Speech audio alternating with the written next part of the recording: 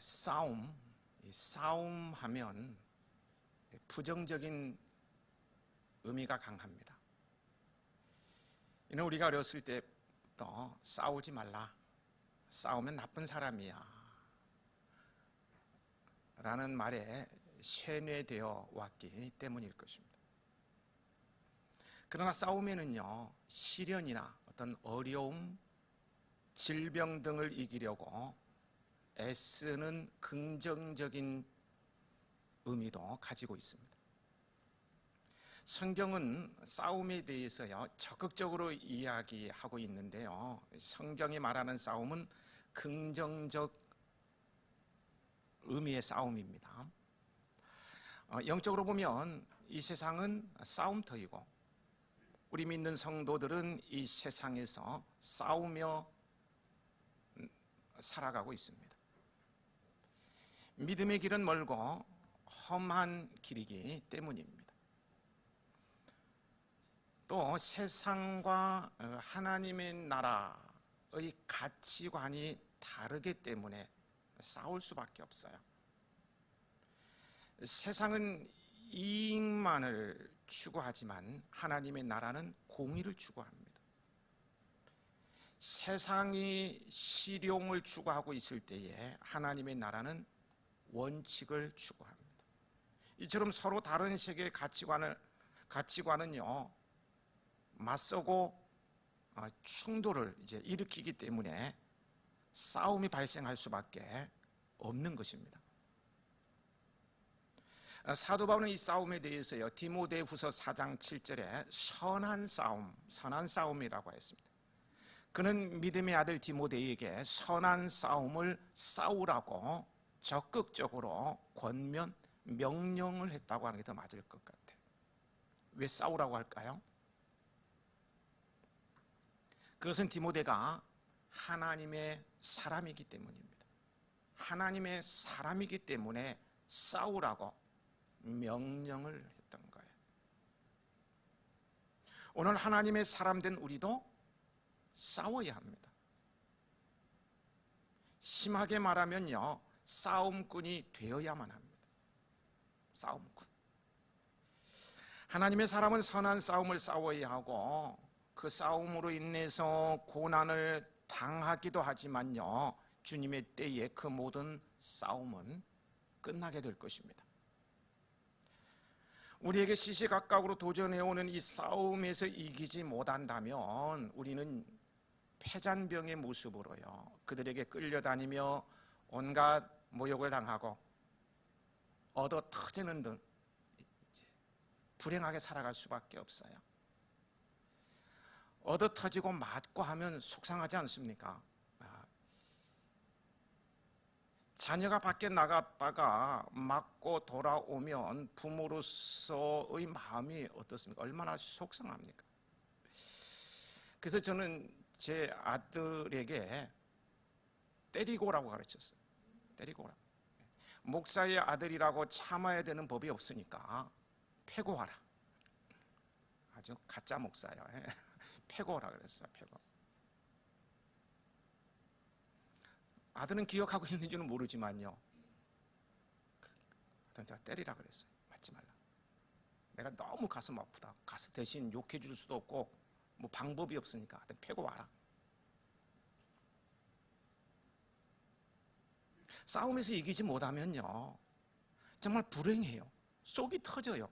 세상 살맛이 나지 않는다고요. 우리가 영적인 싸움에서 지면 바로 그런 거예요. 이겨야만 하는 거예요. 그렇다면 우리의 적은 누구입니까? 나를 알고 적을 알면 백전백승이라는 말이 있습니다만요, 우리는 누구와 싸워야 하느냐는 거예요. 나를 늘 힘들게 하는 상사와 싸워야 하는가요? 아니면 믿음 안에서 신앙생활을 한다는 나와 늘 시비를 거는 그 사람과 싸워야 하는가요? 에베소서 6장 10절에서 12절에 이렇게 말씀하고 있어요. 끝으로 너희가 주 안에서와 그 힘의 능력으로 강건하여지고 마귀의 관계를 능히 대적하기 위하여 하나님의 전신갑주를 입으라. 우리의 싸움은 혈과 육을 상대하는 것이 아니요 통치자들과 권세자들과 이 어둠의 세상 주관자들과 하늘에 있는 악의 영들을 상대함이라. 우리의 싸움은 혈과 육의 싸움이 아닙니다. 육신의 것과의 싸움이 되어서는 안 된다는 거예요. 부모, 형제와 싸우고 남편과 아내와 싸우고 이런 것이 되어서는 안 된다는 거예요. 그것은 우리의 적이 아닙니다. 만약 혈과 육의 싸움을 하고 있다면요, 사탄에게 조종당하고 있는 것뿐입니다. 사탄은 가지고 놀다가 이제 가치가 없어지면 그냥 지옥에 데리고 가요. 드론 아시죠? 드론. 참 동호인이 많은 것 같아요. 저도 드론을 좀 구입해 볼까 생각도 해보는데요. 드론은 조종사 없이 하늘로 오르고요, 비행을 하지 않습니까? 요즘 이게 무기로도 활용이 됩니다. 아주 정확하게 목표 지점에 나가서 목적한 바를 이루고 옵니다. 폭탄을 떨어뜨리는 거. 그리고 필요 없으면 폭파시켜 버립니다. 그런데요, 이 드론이 그렇게 오르고 목표 지점을 나가고 원하는 걸 이루고 이렇게 하는 거 조종사가 없다고요. 그럼 어떻게 되느냐? 사람이 전파로 조정하는 거예요. 조정하는 대로 가는 거예요. 조정하다가 가치가 없으면 파괴시켜 버리면 폭발은 끝나는 거예요.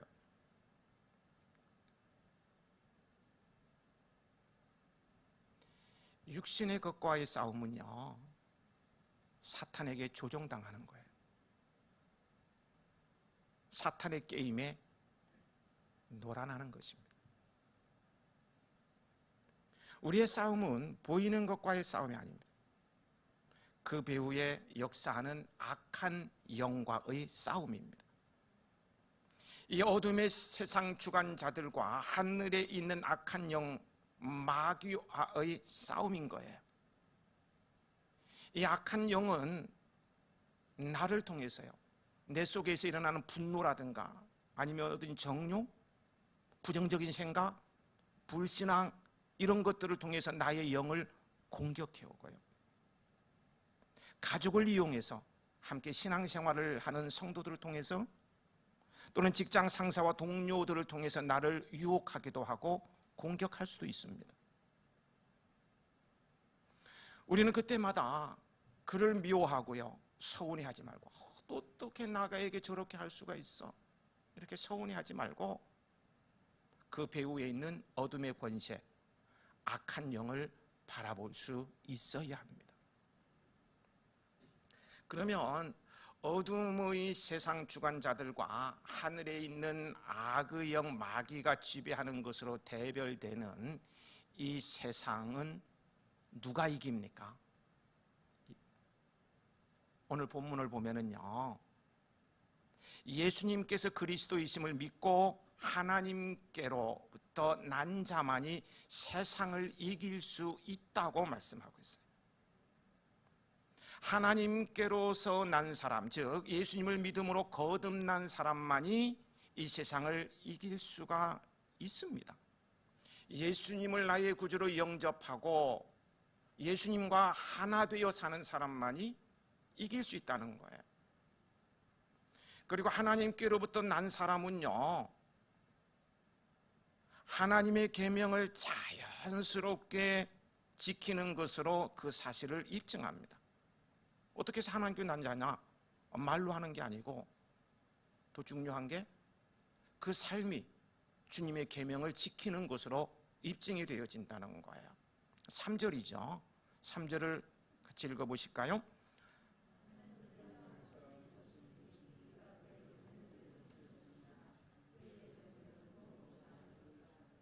계명은 사랑인 거 아시죠? 이는 하나님을 사랑하는 것이고요, 그 사랑은 형제 사랑과 이웃 사랑으로 나타납니다.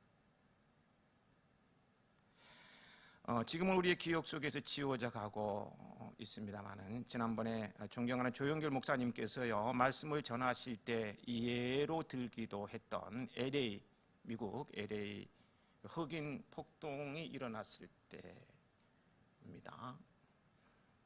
한인들이 경영하는 점포들이 거의 다 훼손을 당하는 등 유독 한국 사람들이 많은 피해와 상처를 입었다고 그때 말씀하시는 것을 들으신 줄 압니다. 사실 그랬습니다. 그 상황을 겪은요 동양선교교회에 다니는 한 집사님의 간증이에요. 그분은 코리아타운에서 점포 5개를 가지고 있었는데요 그 집사님의 점포만 유일하게 훼손을 당하지 않은 거였어요. 뭐 인정사정 없이 회파하고 폭발시키고 불지르고 약탈해 갔는데 그 5 점포만 그대로 있는 거예요. 오히려 폭동이 났을 때요 흑인들이 와서 스스로 경비를 서주었습니다. 접근 금지, 여긴 들어오면 안 돼. 경비를 서주었어요. 어떻게 이런 기적 같은 일이 가능했을까요? 같은 일이 아니죠. 기적이죠. 이런 기적이 일어났을까요? 그 집사님은 평소 내 이웃을 내 자신과 같이 사랑하라 하는 말씀에 근거해서요 미국의 이제 빈민들을 사랑으로 섬겨주었습니다. 가난하고 어려운 흑인 형제들을 정성으로 보살폈던 것입니다.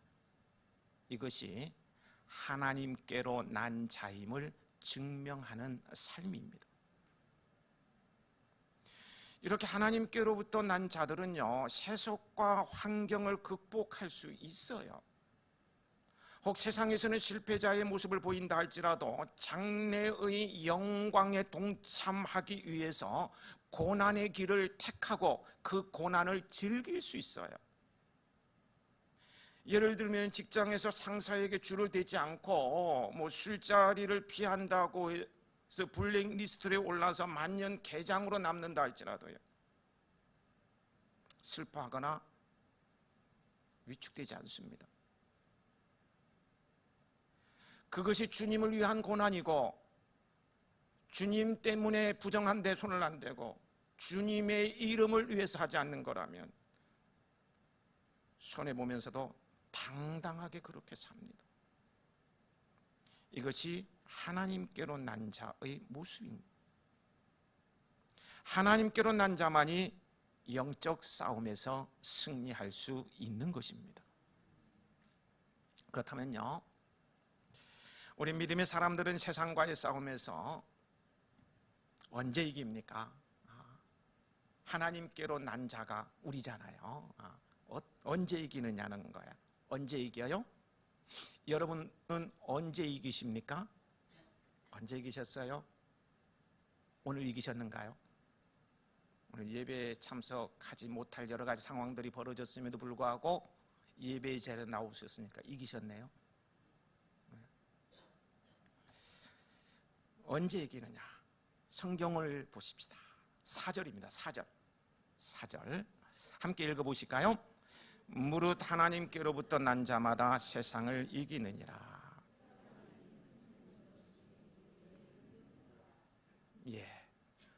이 말씀은 장래의 승리의 보장을 말하는 것이 아닙니다. 그렇죠? 일정한 기간이 지난 후에 승리를 보장하는 것이 아니라는 말씀이에요. 그렇다고 해서요 싸움의 결과나 그 싸움하는 모습을 지켜보고 결정되는 승리도 아닙니다. 이 구절의 의미는요 이미 세상을 이겼다는 뜻입니다. 세상을 이겼다는 거예요. 그래서 세번역에는요 세상을 이기는 승리를 세상을 이긴 승리 이렇게 확실하게 번역해 놓았습니다. 우리 그리스도인은 이미 이긴 자라는 거예요. 승리자라는 거예요. 예수님을 그리스도로 믿는 순간 예수님을 나의 구주로 모셔드리고 예수님과 동거하며 예수님과 하나 되어 사는 순간 우리는 이겼습니다. 예수님이 누구십니까? 그분 아시잖아요. 하늘과 땅의 모든 권세를 가지신 분이에요. 영의 세계 어둠의 권세, 사탄을 결박시킬 수 있는 능력의 주이십니다. 그 예수님을 영접하고 그분과 하나 되어 살고 있으니 우리는 이긴 거예요. 그래서 예수님께서 말씀하세요.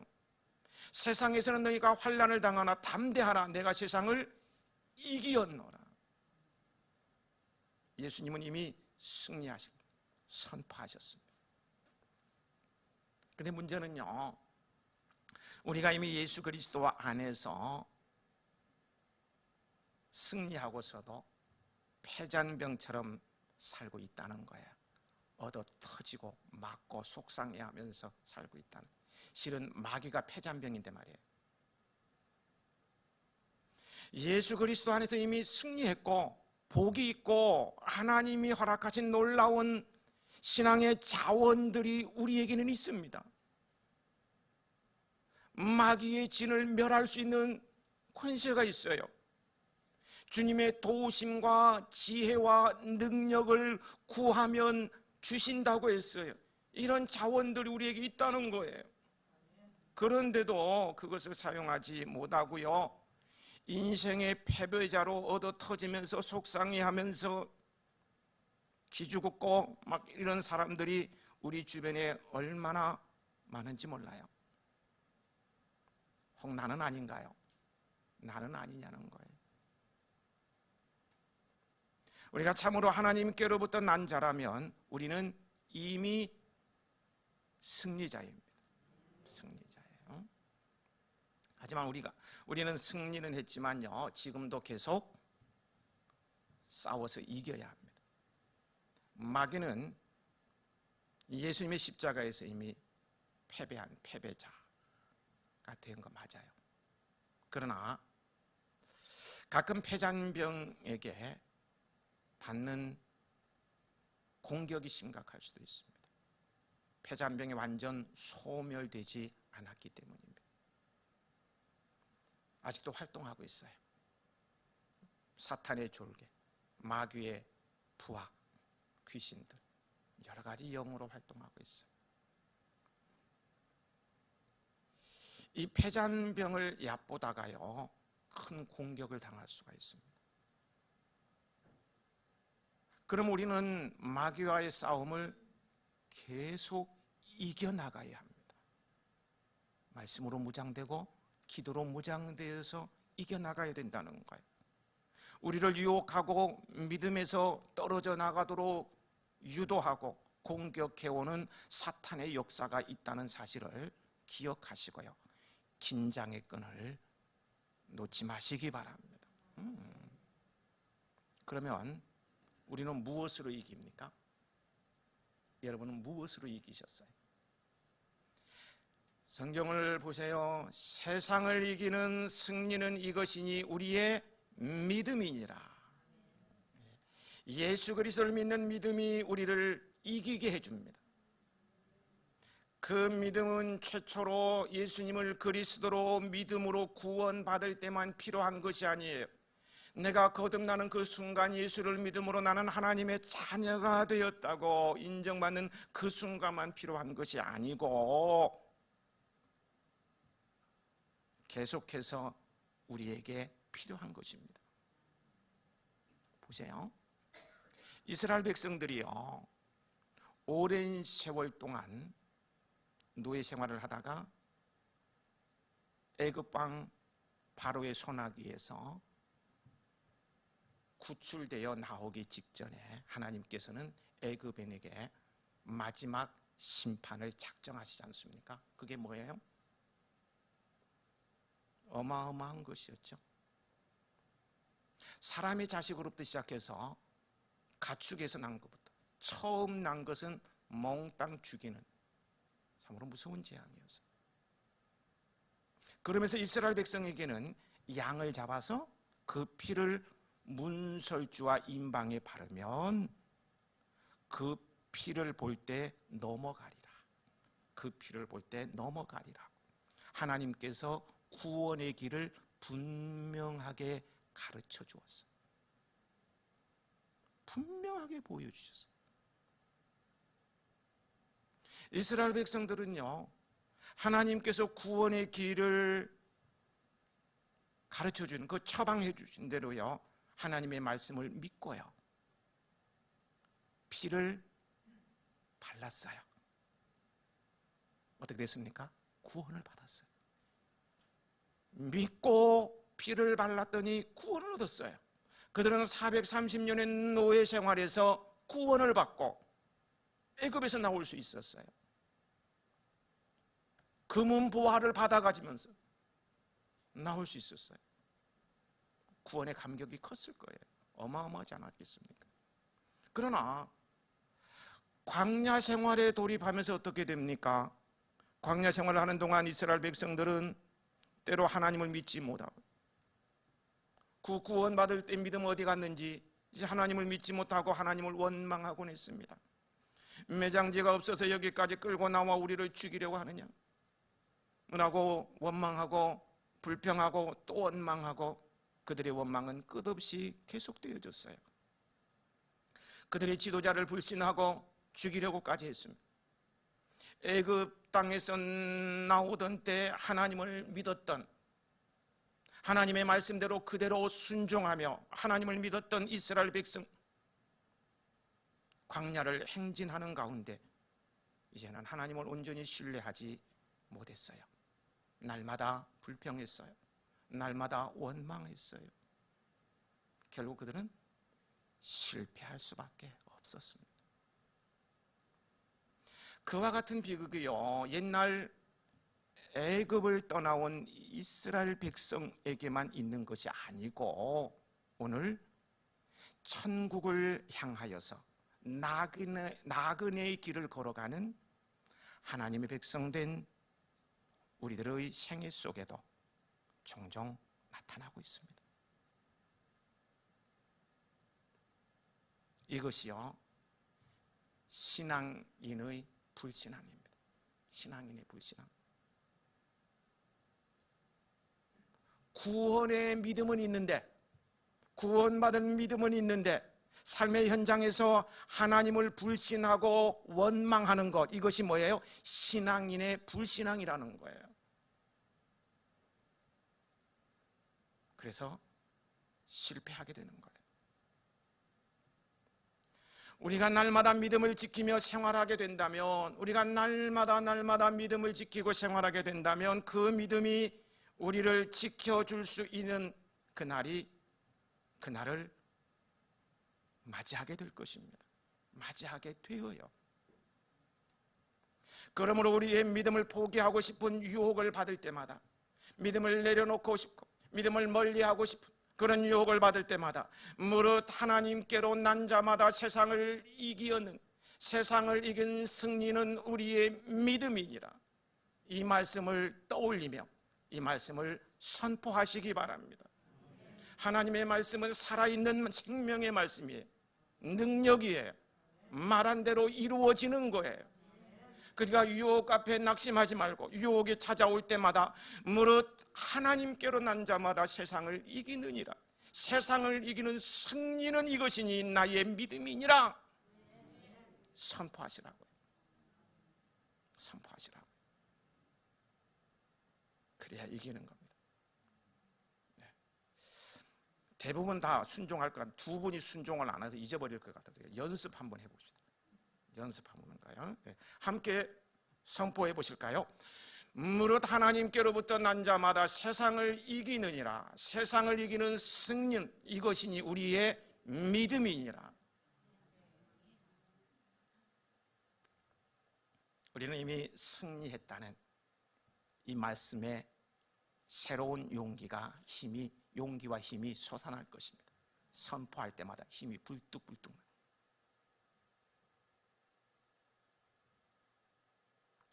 우리가 사는 이 세상에서요, 감상적이고 참 사람이 감상에 사로잡히면 긍정적인 면도 있지만요, 인생 패배자가 될 수도 있어요. 감정에 막 이 세상에서 가장 감상적이고요, 아주 악질적인 단어, 아주 못돼먹은 악질적인 단어가 무엇인지 아십니까? 그것은요, 가장 감성적이고 악질적인 단어는요, 불가능이라는 단어입니다. 불가능. 이것처럼요, 감상적이고요, 악질적인 단어도 없어요. 어떤 계획을 세우고 일을 하려 하다가도 그것은 불가능해 하고 고개를 설레설레 저은 적이 있으신가요? 멋들어지게 계획을 세워놓고 이 일을 추진하려고 하다가 그것은 불가능해. 안 돼, 안 돼. 나에게는 안 돼. 안 된다는 거예요. 이 불가능과 싸워서 이기지 못하면요, 우리는 아무것도 하지 못하는 나약한 인생이 되고 말 것입니다. 나는 할 수 없어. 나는 불가능해. 이 감상적인 악질적인 단어에 매여가지고 아무것도 못하는 정말 나약하고 불행한 삶을 살게 된다는 거예요.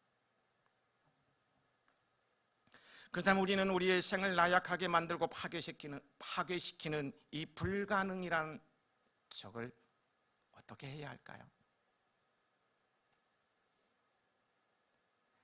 다시 말해서요, 불가능을 가능으로 바꾸는 방법이 무엇이냐는 거예요.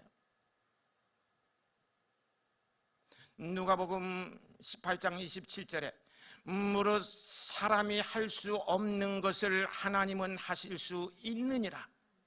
사람이 할 수 없는 것을 하나님은 할 수 있느니라 주께서 선포하셨습니다. 우리가 하나님에 대한 믿음을 계속 간직할 경우에 말이에요, 실패의 속에서도 하나님에 대한 믿음을 간직할 때, 질병 가운데 사형 선고와 같은 질병 선고를 받았다 할지라도 하나님을 향한 믿음을 간직하고 있을 때 우리의 처한 상황이 결코 불가능한 것이 되지 아니한다는 말씀입니다. 왜 그렇습니까? 사람에게 불가능한 것이 하나님께는 가능한 것이기 때문입니다. 그렇잖아요. 내가 믿는 하나님 어떤 분이에요? 그분 창조주입니다. 이 우주 만물을 아무것도 없는 데서 만드셨어요. 대단하죠. 저도 만드셨어요. 여러분도 만들어요. 여러분의 가족들, 연약한 몸을 가지고 힘들어하는, 빨리 좀 나았으면 하는 여러분의 가족도 하나님께서 만드셨어요. 만드셨기 때문에 그분은 얼마든지 치료할 수 있는 거예요. 다 창조주셔요. 그분은 시간과 공간을 초월해서 무엇이든지 할 수 있는 분이에요. 시간에 구애받지 않아요. 공간에 구애받지 않아요. 다 하실 수 있는 분이에요. 그러므로 여러분은요, 믿음을 지킬 수 없는 유혹을 받을 때마다 그래, 나는 불가능해, 할 수 없어, 그러지 마시고요, 그런 유혹을 받을 때 불가능을 가능케 하시는 하나님을 믿음으로 바라보시기 바랍니다. 나는 할 수 없다고 고개를 떨구면 땅밖에 없어요. 그 땅이 꺼지면 지옥 가는 거예요. 하늘을 바라보시기 바랍니다. 베드로를 보십시오. 베드로가 예수 그리스도의 복음을 증거할 때에 관원들의 제지를 받았어요. 그는 관가로 끌려가서 공갈 협박을 받았습니다. 당시 대제사장 서기관들은요, 날아가는 새도 떨어뜨릴 정도로 어마어마한 권세를 가지고 있었습니다. 멀쩡한 사람도 그 앞에 가서 말을 더듬니다. 죄를 짓지 않았으면서 너 살인죄를 지었지 하면 예, 용서해 주십시오, 이렇게 말할 수, 그런 정도로 권세 있는 사람들, 그들에게 공갈 협박을 받았어요. 그러나 베드로가 그 공회 앞에서 하는 말을 들어보십시오. 모든 사람들이 보는 앞에서 외치는 말을 들어보라는 거예요. 하나님 앞에서 너희의 말을 듣는 것이 하나님의 말씀을 듣는 것보다 옳은가 판단하라. 우리는 보고 들은 것을 말하지 않을 수 없다.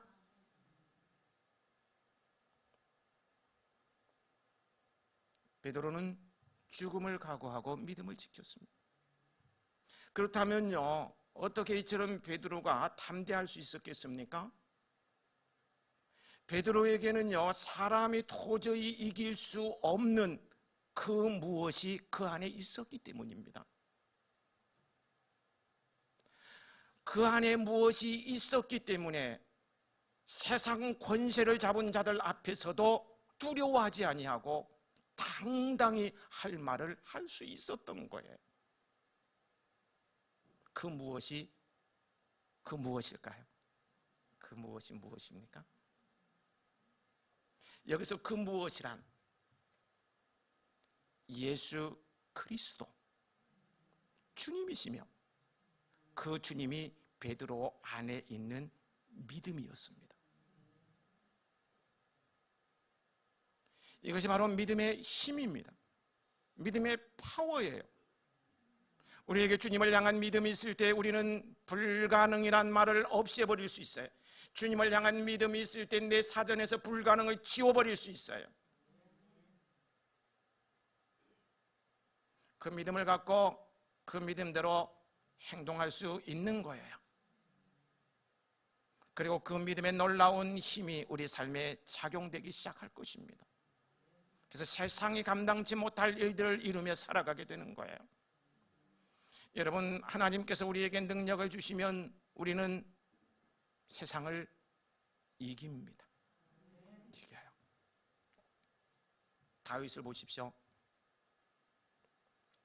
다윗이 하나님과 함께 할 때 그는 이스라엘 군대가 벌벌 떠는 블레셋 장군 골리앗과의 싸움에서 물맷돌 하나로 그를 쳐 죽입니다.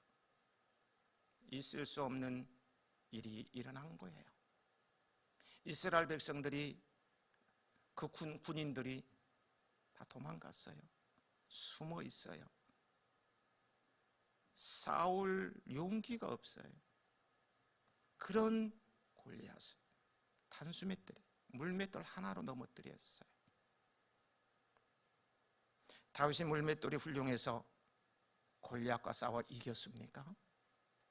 아니에요. 하나님이 함께 하셔서, 주님이 함께 하셔서, 하나님이 함께 하시니 승리한 거예요. 사무엘상 17장 45절 이후에서요, 다윗이 골리앗에게 한 말이 있어요. 그가 얼마나 믿음의 대장부인가를 알 수가 있어요. 모든 이스라엘 군대들은 숨어있고 벌벌 떨고 할 말도 못하는데 그가 골리앗에게 한 말을 한번 들어보세요. 너는 칼과 창과 단창으로 내게 나아오거니와 나는 만군의 여호와의 이름 곧 내가 모욕하는 이스라엘 군대의 하나님의 이름으로 내게 나아가노라. 오늘 여호와께서 너를 내 손에 넘기시리니 내가 너를 쳐서 내 목을 베고 블레셋 군대의 시체를 오늘 공중의 새와 땅의 들짐승에게 주어 온 땅으로 이스라엘에 하나님이 계신 줄 알게 하겠고 또 여호와의 구원하심이 칼과 창에 있지 아니함을 이 무리에게 알게 하리라. 전쟁은 여호와께 속한 것인즉 여호와께 속한 것인즉 그가 너희를 우리 손에 넘기시리라. 이 얼마나 힘 있는 외침입니까? 어린 소녀가 뭘 믿고, 대단하지 않습니까? 그렇습니다. 세상과 싸우는 전쟁도요, 하나님께 속한 거예요. 세상의 모든 거는, 모든 권세는 하나님의 손 안에 있어요. 따라서 우리가 하나님 편이 되고 하나님이 내게 능력 주시면 우리에게 도전해오는 어떠한 도전에도 우리는 능히 이길 수 있습니다. 이길 수 있어요. 이에 바울은 로마서 8장 37절 말씀에서 이렇게 선언하고 있어요. 이 모든 일에 우리를 사랑하시는 이로 말미암아 우리가 넉넉히 이기느니라.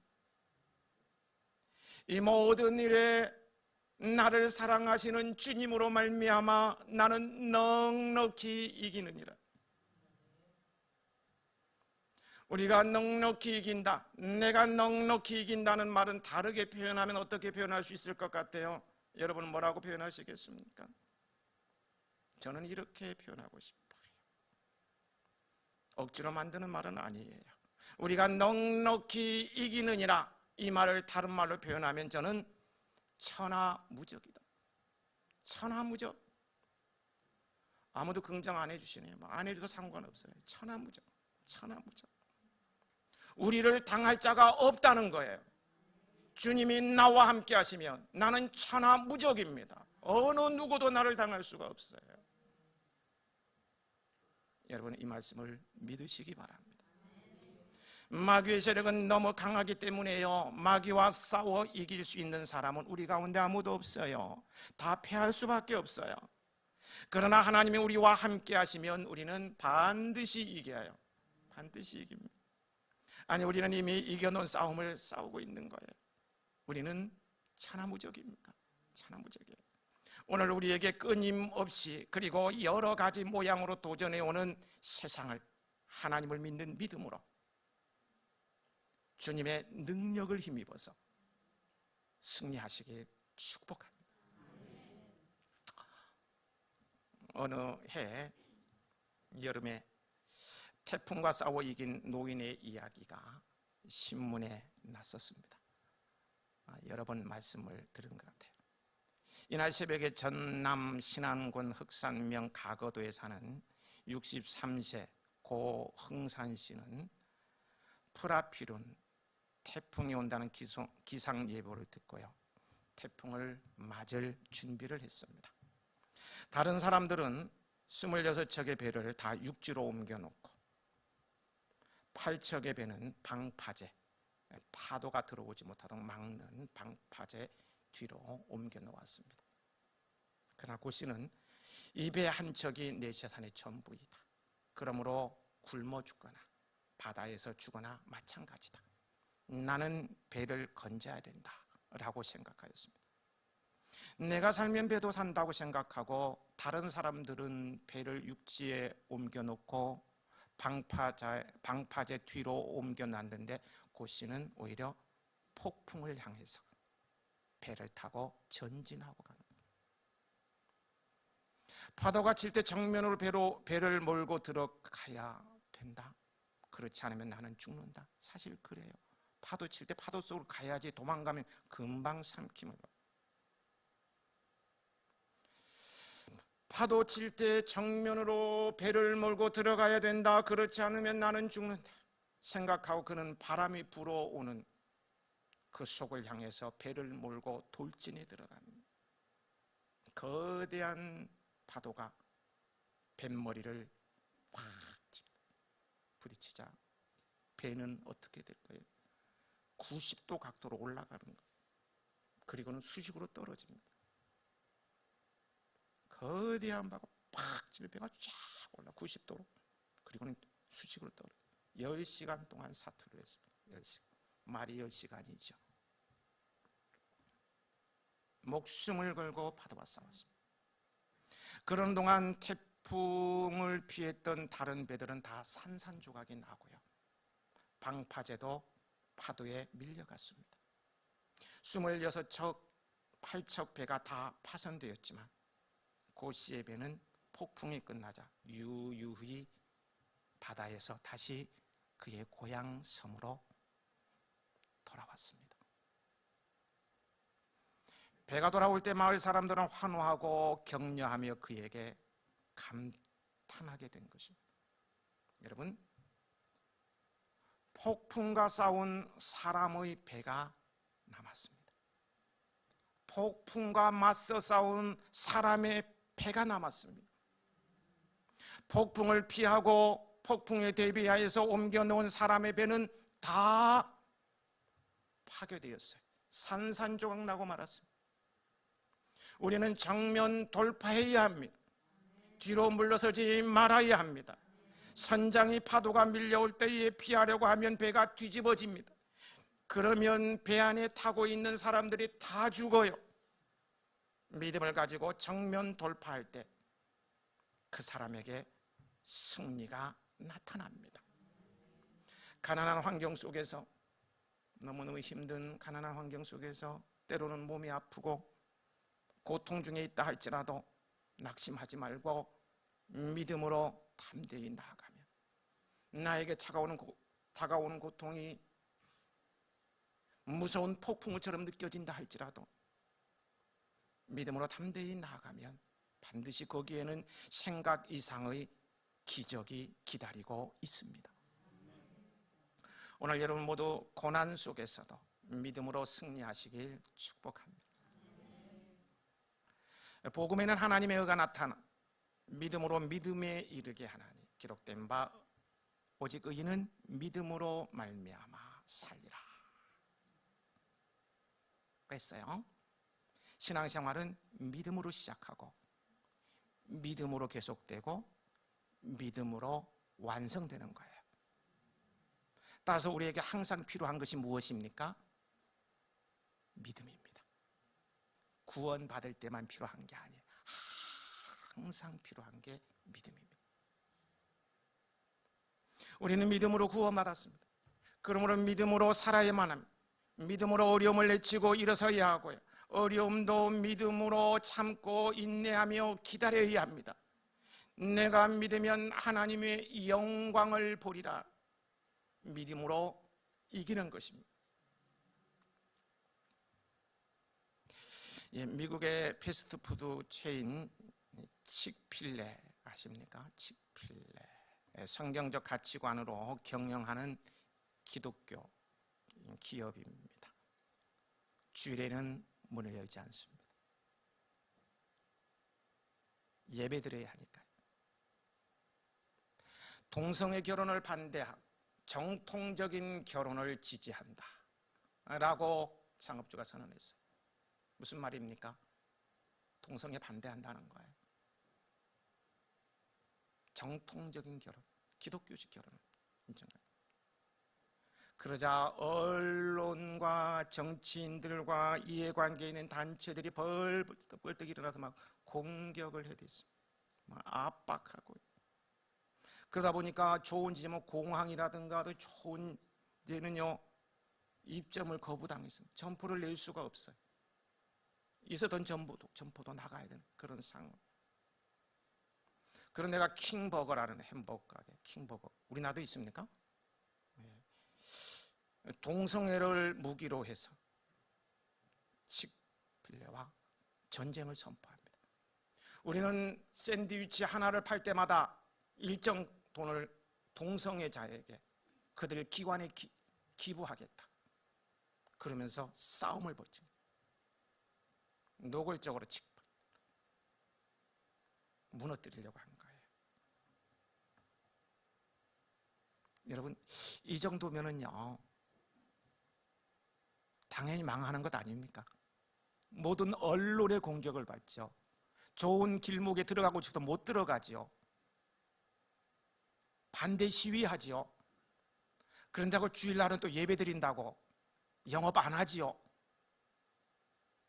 망하는 게 당연하지 않느냐는 거예요. 에? 좀 반응 좀 하세요. 망하는 게 그죠? 당연히 망해야 함에도 불구하고요, 오히려 폭발적으로 성장을 해서요. 맥도날드 이건 아세요? 아는구나. 스타벅스 아세요? 이어서 3위, 3대 빅. 대단하게 성장. 도무지 있을 수 없는 일이 일어나는 거예요. 믿음이 이깁니다. 믿음이 이기는 거예요. 믿음은 천하무적입니다. 우리가 처한 위기 상황, 형편 속에서 계속적으로 하나님을 신뢰하는 믿음, 이 믿음이 우리를 이기게 합니다. 믿음으로 못 이기는 것은 없어요. 불가능도 이깁니다. 우리 주님 보세요. 불가능이라는 죽음도 이기셨어요. 믿음만이 이 세상을 이기는 힘입니다. 교회 부흥도 우리의 믿음으로 일구는 거예요. 봉사도 믿음으로 하는 거예요. 믿음으로 살고 믿음으로 어려움을 이기고 믿음으로 승리하는 우리 해화교회 사랑하는 이촌 여러분들이 되시길 우리의 믿음이신 주 예수 그리스도의 이름으로 축복합니다. 믿음이 이깁니다. 아버지 하나님,